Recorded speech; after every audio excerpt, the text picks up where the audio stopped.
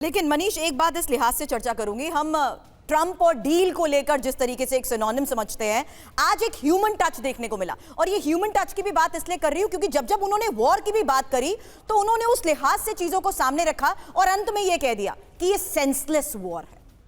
बिल्कुल, देखिए ये सेंसलेस वॉर तो है ही, क्योंकि इससे कोई जीता नहीं है। वैसे तो युद्ध में कोई जीतता नहीं है, क्योंकि आखिरकार मानवता को सबसे बड़ा नुकसान होता है। ट्रंप ने उसी बात को कहा, लेकिन यहां पर देखिए ट्रंप के दबाव की जो रणनीति है वो काम आई है।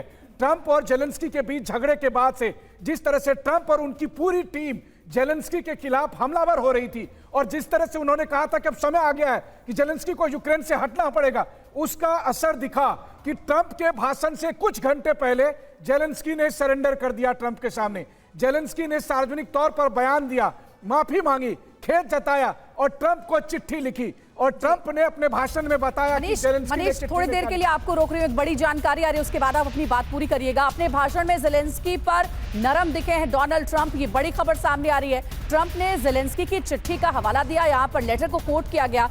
ट्रंप का ऐलान, जेलेंस्की शांति समझौते को तैयार है। तो देखिए, इसके बारे में हमने पहले भी आपको जानकारी दी। ट्रंप ने जेलेंस्की की डील पर रजामंदी की जानकारी दी है। जेलेंस्की की ओर से एक लेटर लिखा गया है डोनाल्ड ट्रंप को, जिसका जिक्र उन्होंने अपने भाषण के दौरान किया है और यह भी कहा है कि जेलेंस्की चाहते हैं कि शांति समझौते पर बात हो। तो मनीष, हमने सुना डोनाल्ड ट्रंप को, यहाँ कह सकते हैं कि जेलेंस्की को बड़ा दिल दिखाते हुए डोनाल्ड ट्रंप ने माफ कर दिया जिस तरीके से बहस की शुरुआत जेलेंस्की ने मीडिया के सामने की थी उसके बाद।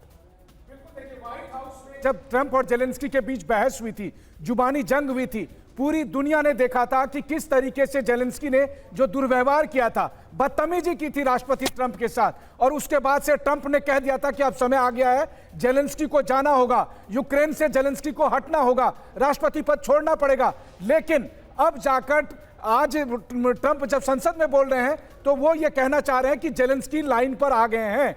जेलेंस्की ने मुझे चिट्ठी लिखी है, जेलेंस्की डील करने को तैयार है, जेलेंस्की युद्ध रोकने को तैयार है।